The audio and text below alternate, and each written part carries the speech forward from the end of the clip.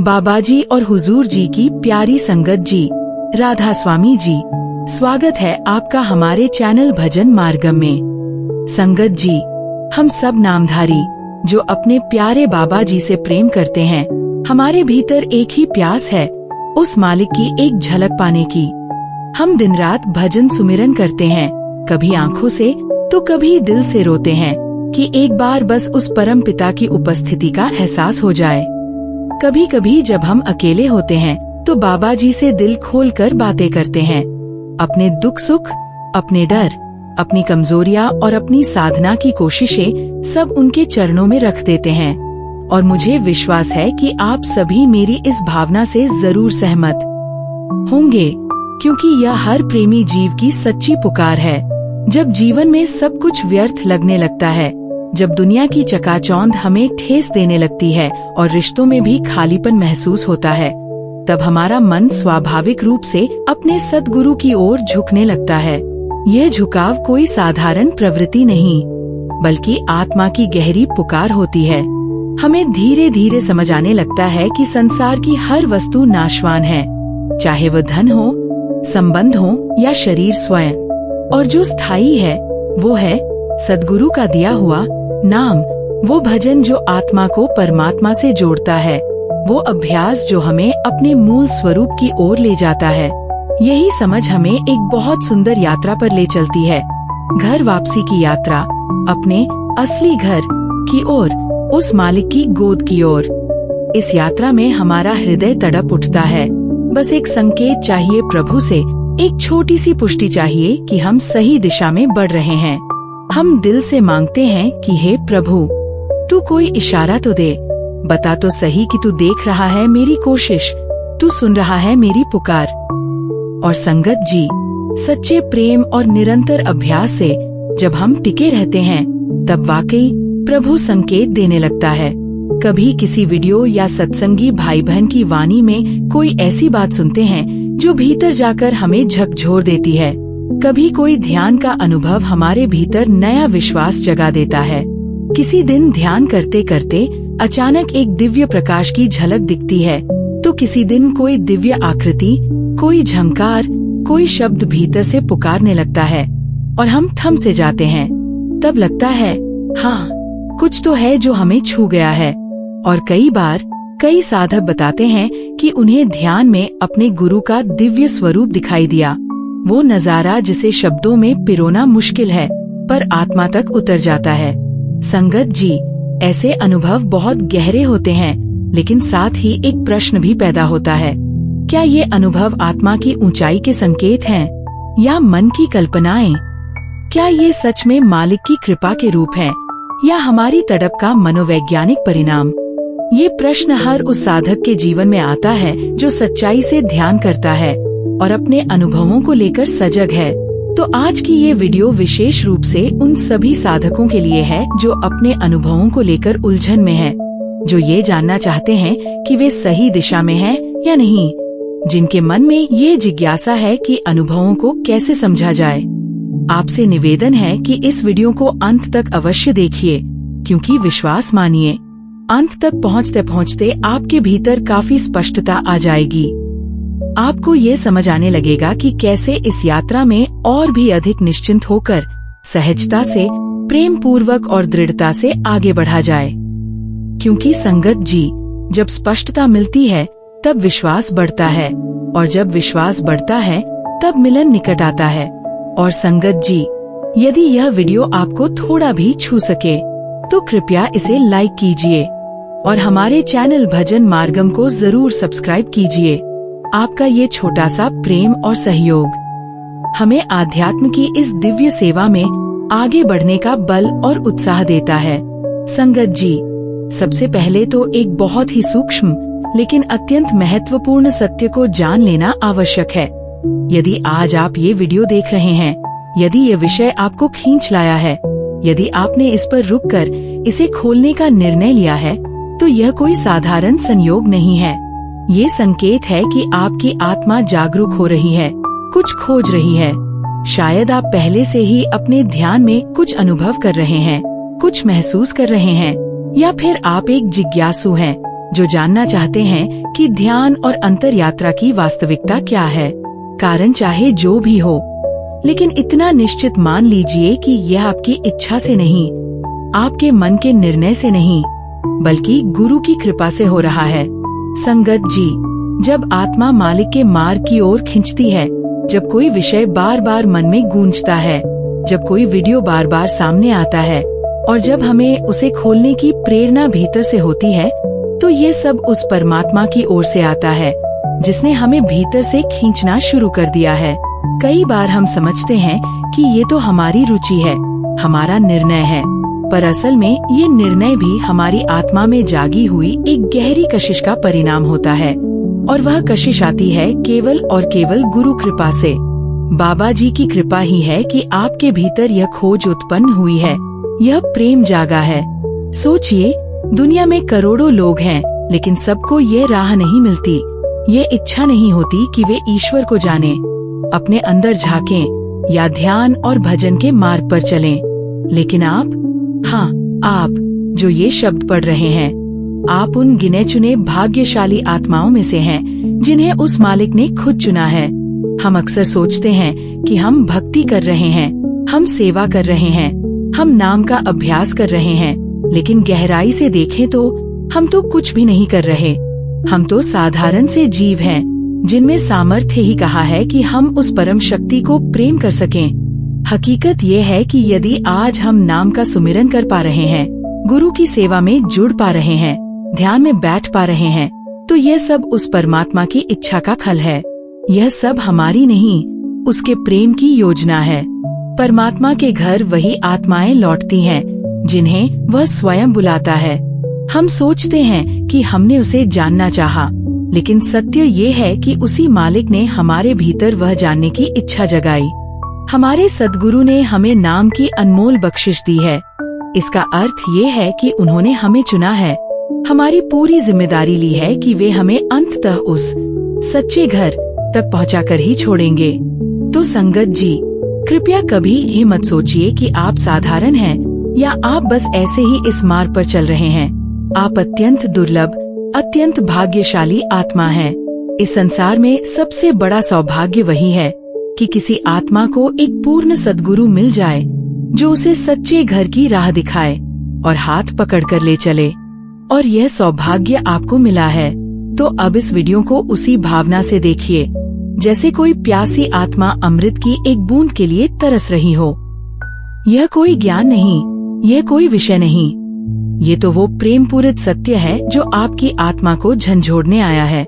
सद्गुरु ने आपको बुलाया है, यही सोचिए, यही महसूस कीजिए और फिर देखिए कैसे हर शब्द, हर वाक्य आपके अंतर को गहराई से छूने लगता है। संगत जी, आइए अब हम आगे बढ़ते हैं और थोड़ा विस्तार से समझने की कोशिश करते हैं कि जब एक साधक सच्चे मन से और नियमितता के साथ भजन सुमिरन करता है तो उसके भीतर किस प्रकार के सूक्ष्म अनुभव होने लगते हैं। यह कोई कल्पना नहीं, बल्कि एक जीवंत और वास्तविक यात्रा है जो आत्मा को अपने स्रोत, उस परम पिता की ओर लेकर जाती है। इस यात्रा में जब साधक ध्यान के माध्यम से भीतर उतरता है तो कुछ विशेष और रहस्यमय अनुभव उसका मार्गदर्शन करने लगते हैं। एक रोशनी की झलक। जब साधक ध्यान में आंखें बंद करता है तो कई बार उसे सफेद, नीली, बैंगनी या सुनहरी रोशनी की चमक दिखाई देती है। ये रोशनी कभी स्थिर होती है, कभी एक पल में आकर चली जाती है, जैसे कोई बिजली कौंध गई हो। प्रारंभ में ये अनुभव बहुत आकर्षक लगता है। कुछ साधक इसे सतनाम की झलक मान लेते हैं और कभी-कभी ये सच में आत्मिक संकेत भी हो सकता है। लेकिन साथ ही ये भी समझना जरूरी है कि ध्यान की शुरुआत में मन भी बहुत चतुराई से छवियां और प्रकाश के दृश्य प्रस्तुत कर सकता है। इसलिए ऐसे अनुभवों को केवल देखने के बजाय अभ्यास और निरंतरता के माध्यम से परखना आवश्यक है। जब यह प्रकाश आपको भीतर गहराई और स्थिरता दे, शांति दे और मन को एकाग्र करे, तभी समझें कि यह अनुभव आत्मा के मार्ग से जुड़ा है, वरना ये मन की चाल भी हो सकती है। 2. आकृतियाँ या दिव्य रूप। कई बार साधक ध्यान में किसी देवी, देवता, संत या भगवान के रूप का दर्शन करता है, जैसे राधा कृष्ण, शिव जी, माता का स्वरूप या किसी पूज्य संत की छवि। ये दर्शन बहुत भावुक कर देने वाले होते हैं, मन को भक्ति में डुबो देते हैं, आंखों से अश्रुधारा बह निकलती है। लेकिन संगत जी, ये सभी छवियां हमारे पूर्व जन्मों या वर्तमान जीवन के संस्कारों का प्रतिबिंब हो सकते हैं। हमारा मन वर्षों से जो पूजन, भावना और कल्पना करता आया है, ध्यान की गहराई में वही चित्र उभरने लगते हैं। इसलिए ये जरूरी है कि हम उन रूपों में उलझ न जाएं। उनका सम्मान करें, लेकिन उस रूपातीत तक आगे बढ़े जो इन सभी आकृतियों से परे है, वह जो नाद और प्रकाश का निराकार स्वरूप है। 3. गुरु का दर्शन। कभी कभी साधक को ध्यान में अपने गुरु का साक्षात दर्शन होता है, जैसे वो मुस्कुरा रहे हो, मार्गदर्शन दे रहे हो या अपनी दृष्टि से प्रेम की वर्षा कर रहे हो।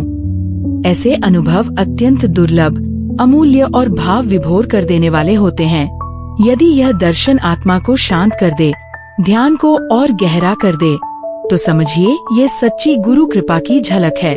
लेकिन यदि साधक केवल उस दर्शन में ही उलझ जाए, बार बार उसी छवि को बुलाने लगे, उसी का पीछा करे, तो यह मन का रूप भी हो सकता है।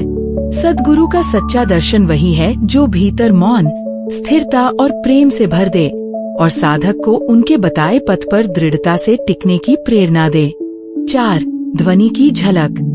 अनेक साधकों को ध्यान करते समय भीतर से अद्भुत ध्वनियाँ सुनाई देती हैं, जैसे मंदिर की घंटी, शंख की आवाज, वीणा की मधुर तान, झरने की कलकल या अंतरिक्ष जैसी गूंजती नाद। ये ध्वनियाँ कोई साधारण ध्वनि नहीं होती, ये आत्मा को शब्द की ओर खींचने वाले संकेत होते हैं। ये उस दिव्य धुन के दर्शन हैं जो आत्मा को मूल में ले जाती है। जब साधक इस नाद को सुनता है तो उसका शरीर स्थिर हो जाता है, मन शांत हो जाता है और वह भीतर उतरने लगता है।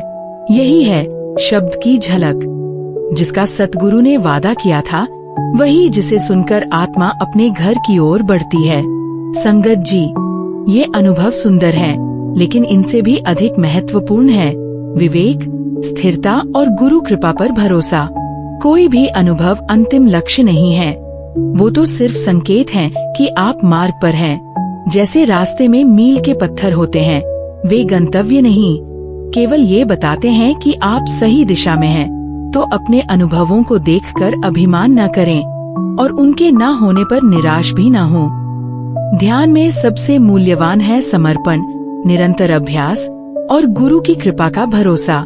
अनुभव तो आएंगे जब आत्मा तैयार होगी, जब पात्रता बनेगी और जब गुरु उचित समझेंगे। संगत जी, ध्यान की साधना में एक बहुत ही गूढ़ और सूक्ष्म प्रश्न बार बार सामने आता है। क्या यह अनुभव सच्चा है या मन का खेल? यह प्रश्न हर सच्चे साधक के जीवन में कभी न कभी अवश्य उठता है और उठना भी चाहिए, क्योंकि ये सवाल हमारे विवेक और सजगता को जगाता है। संत मत हमें बार बार सावधान करता है कि मन बहुत चालाक है। जब हम सतनाम की सच्ची भक्ति में टिकने की कोशिश करते हैं, जब हम अपने भीतर उतरकर उस परम शांति की खोज में लगते हैं, तो मन ये बर्दाश्त नहीं कर पाता। वह हजारों रंगों में हमें उलझा सकता है। संतों ने बताया है कि यदि हम ध्यान में कुछ देखने की चाह लेकर बैठते हैं, तो मन तुरंत हमारे ही संग्रहित संस्कारों और कल्पनाओं से कुछ न कुछ दृश्य बना देता है और हमें भ्रम होता है कि यह कोई दिव्य अनुभूति है। लेकिन दरअसल ये सिर्फ हमारे अपने ही मन की पुरानी छवियां होती हैं, जो हमने वर्षों से संजोई होती हैं। कभी धर्म ग्रंथ पढ़कर, कभी मूर्तियां देखकर, तो कभी किसी कथा या कल्पना से। उदाहरण के तौर पर, यदि कोई साधक वर्षों से शिव की उपासना में डूबा रहा हो और फिर ध्यान में उसे शिव का त्रिशूल या उनका रूप दिखाई दे, तो ये जरूरी नहीं कि वह कोई अंतर्दृष्टि हो। यह उस साधक की स्मृति या संस्कार का ही प्रतिरूप हो सकता है। बाबा जी स्पष्ट कहते हैं, मन तसल्ली देने का उस्ताद है, सच्चाई नहीं दिखाता। वह कुछ दिखाकर भी साधक को भ्रम में डाल देता है। यह बहुत ही गहरी बात है। मन एक ऐसा चतुर निर्देशक है जो हमें वो सब दिखाता है जिसकी हमें लालसा है, और यही लालसा, यही देखने की इच्छा हमें रास्ते से भटका सकती है। इसीलिए संतों ने बार बार चेताया है, भजन में जो भी दिखाई दे उस पर तब तक भरोसा मत करो जब तक वह भीतर के शब्द की ध्वनि से न मिल जाए। शब्द यानी नाद ही एकमात्र सत्य अनुभव है, क्योंकि दृश्य रूप बदल सकते हैं, रूप कल्पना बन सकते हैं, लेकिन शब्द कभी भ्रम नहीं देता। वह एक ऐसी आंतरिक गूंज है जो आत्मा को जगा देती है, उसका मार्गदर्शन करती है और जो कभी भी मन द्वारा उत्पन्न नहीं की जा सकती। वह आत्मा की संपत्ति है, गुरु की दी हुई अनमोल धरोहर है। संगत जी, यही कारण है कि संतों ने हमेशा हमें सावधान किया कि हम अनुभव के पीछे न भागें, रूप के मोह में न उलझें, बल्कि भाव, विवेक और धैर्य के साथ अभ्यास करते रहें। अगर कुछ दिखाई भी दे तो उस पर अटकने के बजाय केवल साक्षी भाव से देखें और भीतर उस शब्द की प्रतीक्षा करें जो हमें भ्रम से परे सत्य के साक्षात दर्शन तक ले जाएगा। अतः सच्ची साधना का अर्थ है बिना अपेक्षा, बिना लालसा और बिना छलावे के निरंतर अभ्यास। और जब ये गुण हमारे अभ्यास में आ जाते हैं तभी भीतर सच्चे अनुभवों का द्वार खुलता है, जिन्हें न मन मिटा सकता है न कल्पना गढ़ सकती है। यही है सच्चा भजन और यही है गुरु कृपा का वास्तविक फल। संगत जी, एक सच्चे साधक के मन में जब अनुभव आते हैं तो एक स्वाभाविक प्रश्न उठता है, क्या ये अनुभव सत्य हैं? क्या ये अंतर की असली झलक है या केवल मन का भ्रम? और ये सवाल बिल्कुल जायज है, क्योंकि अंतर की यात्रा कोई काल्पनिक सफर नहीं, बल्कि आत्मा का वो वास्तविक मार्ग है जो उसे परमात्मा से मिलाता है। संत मत स्पष्ट करता है कि सच्चे अनुभव केवल सद्गुरु की कृपा से ही होते हैं। जब वह कृपा होती है तो साधक को कभी कभी ऐसे गहन, असाधारण और अवर्णनीय अनुभव होते हैं जो जीवन की दिशा ही बदल देते हैं। ऐसे अनुभवों में कई बार गुरु का दिव्य रूप अंतर में प्रकट होता है और यह दर्शन साधक के पूरे अस्तित्व को हिला देता है। उस क्षण में कोई चाह नहीं बचती, कोई विचार नहीं उठता और कोई कल्पना काम नहीं करती। वहाँ केवल मौन होता है, गहरा मौन, जिसमें केवल शांति की उपस्थिति होती है, जैसे आत्मा अचानक अपने घर पहुँच गई हो। वह अनुभव कोई दृश्य नहीं होता, वह तो एक ऐसी स्थिति होती है जिसमें साधक स्वयं को भूल जाता है। शरीर, मन, नाम तक का भान नहीं रहता, केवल अस्तित्व ही अस्तित्व शेष रह जाता है। लेकिन संगत जी, यहाँ एक अत्यंत सूक्ष्म भेद समझना बहुत आवश्यक है। सत्य और भ्रम के बीच का अंतर क्या है? संत मत कहता है, यदि अनुभव के बाद आपके भीतर वास्तविक परिवर्तन आ जाए, जैसे सेवा करने की ललक जाग उठे, मन स्थिर और शांत हो जाए, विनम्रता स्वतः झलकने लगे और जीवन में एक सहज समर्पण आ जाए, तो यह अनुभव सत्य है। लेकिन यदि अनुभव के बाद आपके भीतर उसे दोहराने की लालसा और अधिक बढ़ जाए और आप भीतर से नहीं बल्कि दूसरों को बताने और गौरव महसूस करने की भावना से प्रेरित होने लगे, तो ये मन का भ्रम है। यानी अनुभव को मापने का पैमाना आपका आंतरिक बदलाव है, न कि दृश्य की भव्यता। संत तुलसी साहिब ने स्पष्ट कहा है, दृश्य जो अंतर दिखे उसके पीछे न भागना, शब्द की ध्वनि को पकड़ना, वही मुक्ति की डोर है। इसका अर्थ है कि चाहे कुछ भी दिखे, चाहे कितना भी सुंदर रूप या प्रकाश दिखाई दे, अंततः वही अनुभव मुक्तिदायक है जो शब्द की ध्वनि से जुड़ा हो। वह नाद जो आत्मा को सच्चे मार्ग पर टिकाता है। संगत जी, एक सच्चा अनुभव कभी भी अहंकार नहीं बढ़ाता, वह तो सिर को झुका देता है। वह साधक को भीतर से इतना कोमल और समर्पित बना देता है कि वह अपने गुरु के आगे एक बालक की तरह बन जाता है। न दावा करता है, न बखान, केवल प्रेम और विनम्रता से लबालब होता है। इसलिए अगर आपके साथ भी कभी ऐसा कोई अनुभव हुआ हो तो उस पर गौरव ना करें, उसे संभालें जैसे कोई दुर्लभ अमृत बूंदें हों। उनका उपयोग आत्मा को और विनम्र, सेवाभावी और स्थिर बनाने में करें। और यदि कोई अनुभव नहीं भी हुआ हो तो भी चिंता न करें, गुरु की कृपा से एक दिन वो भी होगा और तब आप भीतर से तैयार होंगे उसे संभालने के लिए। इस अंतर यात्रा का मूल मंत्र यही है, अनुभवों से नहीं, बदलाव से मापो अपनी प्रगति। संगत जी, अब आइए इसे गहराई और स्पष्टता से समझते हैं। कैसे हम पहचाने कि जो हमें ध्यान में अनुभव हो रहे हैं वे भ्रम हैं या सच्चे आत्मिक अनुभव। ध्यान की यात्रा में बहुत बार साधक उलझ जाता है, जो दिख रहा है वह सच है या मन का जाल। और यह उलझन तब और बढ़ जाती है जब अनुभव बहुत सुंदर होते हैं, तो कोई रोशनी, कोई रूप, कोई दर्शन, कोई आवाज। ऐसे में जरूरी है कि हम अनुभवों की सच्चाई को मन की आँखों से नहीं बल्कि आत्मिक विवेक से देखें और समझें। संतों ने हमें कुछ स्पष्ट संकेत दिए हैं जिनके आधार पर हम अनुभवों की गहराई, स्थायित्व और प्रभाव को परख सकते हैं। 1. प्रभाव, इम्पैक्ट ऑन द माइंड। सबसे पहला संकेत यह है कि उस अनुभव के बाद मन की क्या स्थिति रहती है। भ्रम की स्थिति में अनुभव के बाद मन अत्यधिक चंचल हो जाता है और बार बार उस अनुभव को दोहराने की लालसा जगती है। मन बेचैन रहता है कि आज कुछ दिखेगा या नहीं, और साधना दिखावे या रोमांच बनकर रह जाती है। लेकिन यदि वह अनुभव सत्य हो तो मन स्वतः मौन हो जाता है। साधक की दृष्टि भीतर टिक जाती है और वह अनुभव उसे शांत, गंभीर और स्थिर बना देता है। 2. भावना, इमोशनल रिस्पॉन्स। अनुभव के दौरान या बाद में मन में किस तरह की भावना उत्पन्न होती है।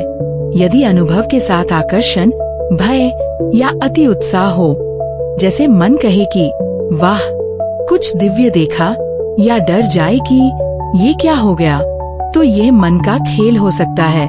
लेकिन अगर अनुभव के साथ गहरी समर्पण भावना, आत्मिक प्रेम और मौन हो, जहाँ साधक बस झुक जाता है, कुछ कहने की इच्छा भी न रहे, तो वह अनुभव वास्तव में गुरु कृपा का प्रसाद हो सकता है। 3. परिणाम, आफ्टरमैथ इन बिहेवियर। अनुभव के बाद साधक के व्यवहार में क्या परिवर्तन आता है। भ्रम के अनुभवों के बाद अक्सर भीतर छुपा हुआ अहंकार पनपता है। मैंने कुछ देखा है, मुझे कुछ विशेष अनुभव हुआ है। और कभी कभी साधक दूसरों को बताने लगता है, अनजाने में खुद को ऊंचा समझने लगता है। लेकिन सत्य अनुभव साधक को विनम्र बना देते हैं। वह सेवा की ओर आकर्षित होता है, आत्मा झुक जाती है और वह सोचता है, मैं कुछ नहीं जानता, जो मिला वह भी उसकी कृपा है। 4. टिकाव, स्टेबिलिटी ऑफ द एक्सपीरियंस। मन के बनाए दृश्य बार बार बदलते रहते हैं, जैसे किसी चलचित्र की तरह। कभी एक आकृति, कभी दूसरी, कभी रोशनी, कभी अंधकार, सब कुछ अस्थायी। लेकिन सच्चे अनुभवों में एक गहराई और स्थिरता होती है।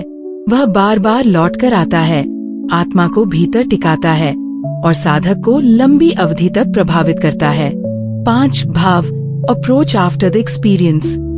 अगर अनुभव के बाद साधक में यह भावना आ जाए कि मुझे कुछ बताना चाहिए, मैं दूसरों से अलग हूँ, या वह दूसरों पर प्रभाव डालने लगे, तो यह दिखावे की ओर ले जाने वाला संकेत है।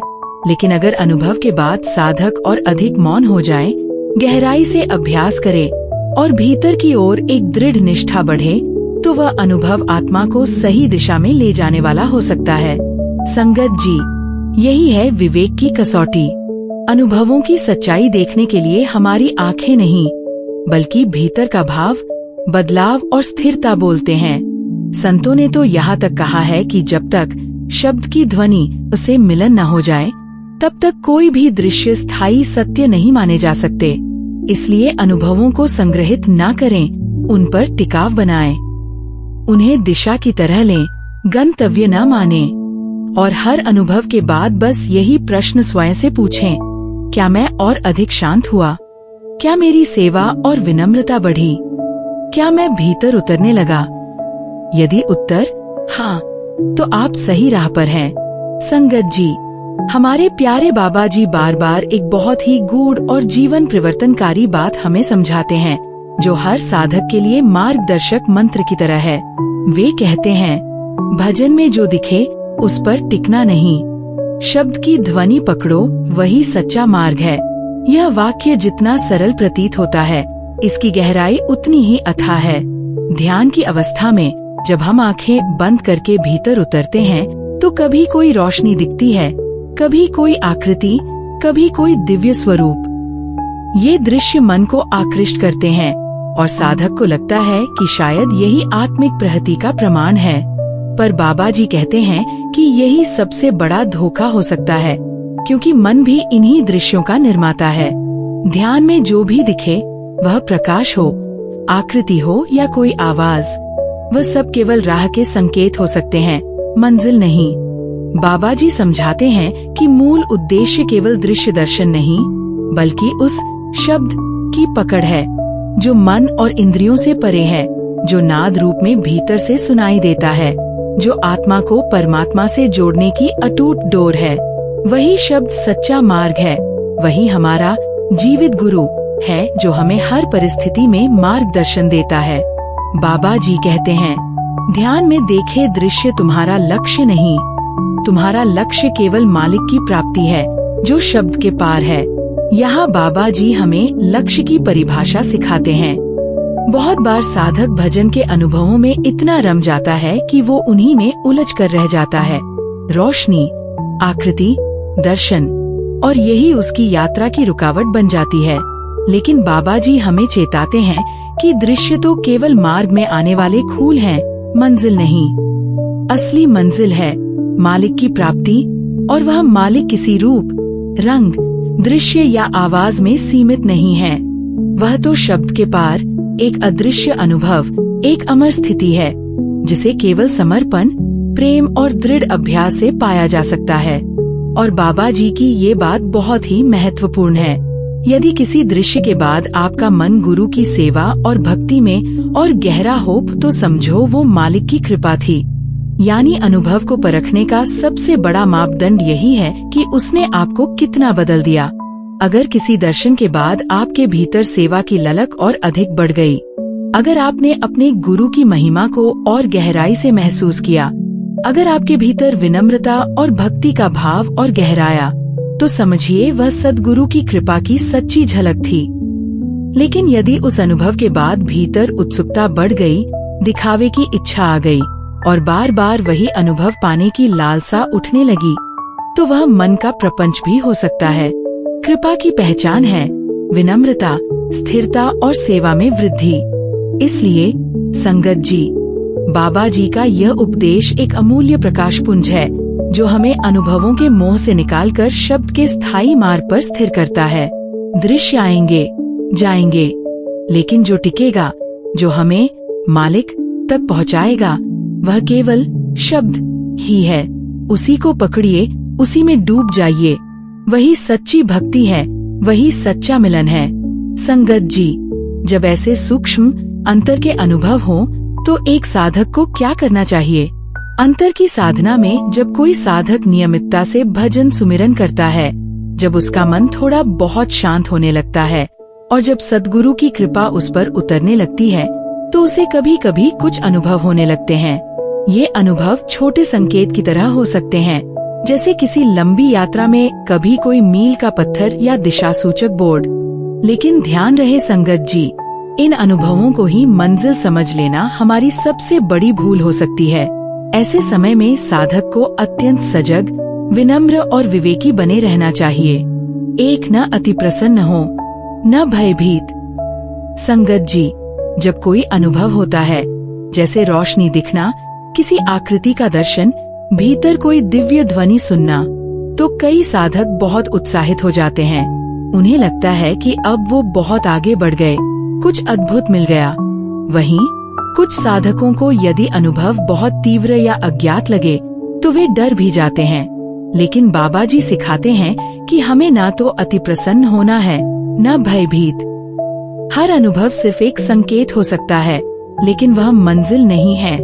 यह यात्रा आत्मा की है और यह यात्रा सूक्ष्म से सूक्ष्मतर होती जाती है। इसलिए अगर कोई दृश्य या अनुभव आया, तो उसे साक्षी भाव से देखिए, न ज्यादा उत्साहित होइए, न डरिए। बस शांत रहकर भजन में टिके रहिए। 2, अनुभवों की चर्चा न करें। यह बात अत्यंत महत्वपूर्ण है और बाबा जी बार बार इस पर जोर देते हैं। जो अनुभव मिला वो तुम्हारा है, उसे दूसरों से बांटने से उसकी ऊर्जा बिखर जाती है। जब हम कोई अंतरंग अनुभव किसी और से साझा करते हैं, चाहे वो हमारे बहुत करीबी क्यों न हो, तो वह अनुभव भीतर से कमजोर पड़ने लगता है। उसकी ऊर्जा शब्दों में बह जाती है और साधक का मन उस अनुभव को याद करते करते फिर से वही दृश्य पाने की लालसा में भटकने लगता है। संत मत का मार्ग अत्यंत सूक्ष्म है। यहाँ मौन ही रक्षा है। जो मिला उसे अपने गुरु चरणों में समर्पित कीजिए, न कि दुनियावी प्रशंसा या समझ की उम्मीद से किसी से साझा कीजिए। 3 नाम जप, सेवा और विवेक में लगें। सच्चा अनुभव वही होता है जो साधक को और अधिक नाम सुमिरन, सेवा और विवेक पूर्ण जीवन की ओर प्रेरित करे। बाबा जी हमें सिखाते हैं कि अनुभव को पकड़ना नहीं, शब्द को पकड़ो। अनुभव तो एक झलक है, लेकिन शब्द वह पुल है जो आत्मा को परमात्मा से जोड़ता है। यदि अनुभव ने आपको भीतर से और अधिक सेवा भावी बना दिया, यदि अब आप और नियमितता से भजन करना चाहते हैं, तो वह अनुभव गुरु कृपा का था। लेकिन अगर मन उसे पकड़कर बैठ जाए, बार बार उसे ही दोहराने की कोशिश करे, तो वह उलझाव है। इसलिए सच्चे साधक को चाहिए कि अनुभव मिले या न मिले, वह नियमित अभ्यास और गुरु की सेवा में निरंतर जुड़ा रहे। 4. गुरु की शरण और आज्ञा को सर्वोपरि रखें। अगर कोई अनुभव बार बार हो रहा है और उसका प्रभाव आपकी साधना पर स्पष्ट दिख रहा है, तो सबसे श्रेष्ठ उपाय है कि उसे अपने गुरु चरणों में समर्पित कर दें। हे गुरुदेव, जो अनुभव मिला वह आपकी कृपा है। मैं कुछ नहीं जानता, आप ही इसका अर्थ समझें और मुझे सही राह पर टिकाए रखें। यह विनम्र प्रार्थना ही साधक को अहंकार से बचाती है और मार्ग पर स्थिर रखती है। गुरु ही जानते हैं कि कौन अनुभव आत्मा की प्रगति के लिए आवश्यक है और कौन भ्रम में डालने वाला है। जब हम उनके चरणों में हर अनुभव को अर्पित करते हैं, तो वह हमें स्वयं दिशा देते हैं, कभी भीतर से, कभी किसी वाणी के माध्यम से और कभी किसी स्थिति द्वारा। संगत जी, ध्यान रखें, अनुभवों को पकड़ना नहीं है, अनुभवों के द्वारा और गहराई में उतरना है। वे रुकने की जगह नहीं, चलने का संकेत है। और जो निरंतर चलता रहता है, प्रेम, सेवा, विनम्रता और गुरु भक्ति के साथ, उसे मंजिल एक दिन स्वयं बुला लेती है। संगत जी, आत्मिक यात्रा एक बहुत ही सूक्ष्म मार्ग है। यहाँ भ्रम और सत्य के बीच की दूरी केवल एक विचार जितनी होती है। इस राह पर गुरु की कृपा और शब्द की पकड़ ही हमारी नैया पार लगाती है। जो देखा वो मिट सकता है, पर जो सुना शब्द वो अमर है। इसलिए जो भी अनुभव हो, उसे छोड़कर आगे बढ़ो, क्योंकि मंजिल अभी बाकी है और रास्ता गुरु की रोशनी में ही साफ दिखेगा। संगत जी, आइए अब इस गहन विषय पर समापन करते हैं। एक साधक के लिए सबसे आवश्यक समझ और निष्कर्ष क्या होना चाहिए? आध्यात्मिक यात्रा एक अत्यंत सूक्ष्म, गंभीर और मौन मार्ग है। यह कोई बाहरी मार्ग नहीं, जहाँ कदमों की आहट हो या आँखों से दिखने वाला कोई नक्शा हो। यह यात्रा भीतर की है, आत्मा से आत्मा की ओर, मन से परे, रूप से परे।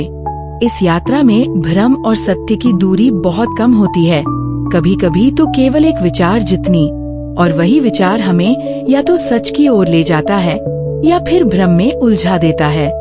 बहुत बार जब हमें ध्यान में कोई अनुभव होता है, कोई रोशनी दिखती है, कोई आकृति दिखती है या भीतर कोई दिव्य अनुभूति होती है, तो मन तुरंत उसे पकड़ना चाहता है। वह उसे प्रहिति मान बैठता है और वहीं रुक जाता है। लेकिन संगत जी, यही वह स्थान होता है जहाँ हमें सबसे अधिक सजग रहने की आवश्यकता है, क्योंकि जो दृश्य दिखते हैं वे बदल सकते हैं, वे मिट सकते हैं, वे कभी मन के बनाए, कभी संस्कारों से जुड़े होते हैं। लेकिन जो भीतर शब्द रूप में सुनाई देता है, वह कभी नहीं बदलता, वह अमर होता है। यही कारण है कि बाबा जी हमेशा कहते हैं, जो देखा वो मिट सकता है, लेकिन जो सुना वह शब्द वह अमर है। इसका अर्थ है कि अनुभव चाहे कितने ही दिव्य क्यों न लगे, उनकी सच्चाई का आधार केवल यही है कि क्या वे हमें शब्द की ओर, गुरु की भक्ति की ओर और सेवा और विनम्रता की ओर ले जा रहे हैं या नहीं। संगत जी, यह जीवन केवल अनुभवों के संग्रह का नाम नहीं है। अनुभव आएंगे, जाएंगे, लेकिन मंजिल अभी बाकी है, और वह मंजिल केवल उसी को मिलती है जो हर अनुभव को छोड़ता जाता है और शब्द में, नाम में टिकता चला जाता है। एक साधक की सच्ची पहचान यह नहीं कि उसे क्या अनुभव हुआ, बल्कि ये है कि अनुभव के बाद उसने कितना त्याग किया, कितना समर्पण बढ़ा और कितना भीतर का मौन गहरा हुआ। अतः जो भी अनुभव हो, उसे पकड़ने की जगह उसे गुरु चरणों में समर्पित कर आगे बढ़ो, क्योंकि मंजिल कोई एक दृश्य नहीं, कोई एक अवस्था नहीं। मंजिल आत्मा और परमात्मा का पूर्ण मिलन है, जो केवल गुरु की कृपा और शब्द की पकड़ से ही संभव है। यही हमारा सहारा है, यही हमारी नैया का पतवार है। और संगत जी, इस रास्ते पर सच्चा प्रकाश केवल गुरु की रोशनी में ही मिलता है। उन्हीं की दृष्टि हमारे लिए दिशा बनती है और उन्हीं के शब्द हमारे लिए जीवन का उत्तर बनते हैं। संगत जी, अगर आपको ये वीडियो अच्छा लगे तो कृपया इसे जरूर आगे शेयर कीजिए। मान लीजिए आपने ये वीडियो किसी संत संगी को भेज दिया।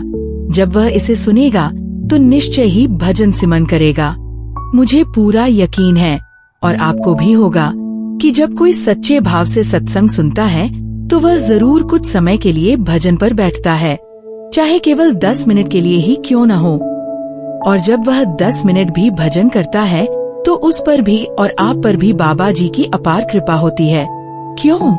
क्योंकि आपने सत्संग शेयर किया, वह सत्संग किसी और तक पहुंचा, उसने उसे सुना और सुनकर सिमरन में बैठ गया। यही सत्संग का वास्तविक फल है। जो बहन सुन रही है वह अपने भाई को भेज दे, भाई बहन को भेज दे, माता पिता बच्चों को भेजे, और इस तरह पूरे परिवार में ये सत्संग गूंजे, ताकि सबका ध्यान बाबा जी की ओर लगे और सब भजन सिमरन में जुड़ जाए। जब किसी के भजन सिमरन का माध्यम आप बनते हैं तो बाबा जी आपसे अत्यंत प्रसन्न होते हैं और आप पर दया मेहर बरसती है। इसलिए हाथ जोड़कर आपसे विनती है, इस सत्संग वीडियो को अधिक से अधिक संगत में भेजें, ताकि सब इसका लाभ लें और सद्गुरु की कृपा के पात्र बने। और संगत जी, जो भी इस चैनल पर नए हैं, कृपया चैनल को सब्सक्राइब करें और कमेंट बॉक्स में राधा स्वामी जी लिखें। साथ में अपने शहर का नाम और बाबा जी या हजूर जी का नाम लेकर पूरे प्रेम से जुड़ जाए। राधा स्वामी जी।